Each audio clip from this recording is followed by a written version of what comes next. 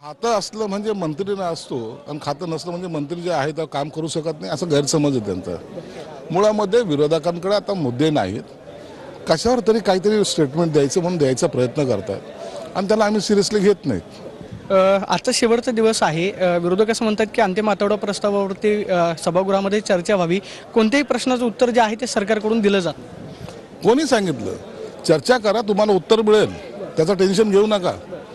विरोधकाला ते आज बांधता येत नाही हे त्यांचं दुर्दैव आहे। आज शरद पवार मसाजोग गावामध्ये जात आहेत की संतोष देशमुखांची जी हत्या झाली त्या प्रकरणामध्ये ते कुटुंबियांची भेट घेत आहेत, कारवाईची मागणी केली जाते।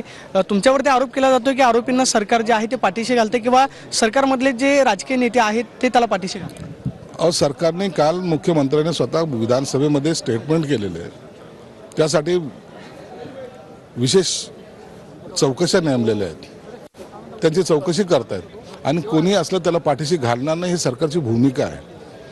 मला वाटतं ह्या जे काही झाली ती घटना दुर्दैवी आहे, परंतु याच्यासाठी मोठ्या नेत्याने जाऊन तिथे कसं हा तणाव निवळेल याचा प्रयत्न केला पाहिजे। न्यायालयीन चौकशीचे आदेश दिलेले, आयजी कडून चौकशीचे आदेश दिले।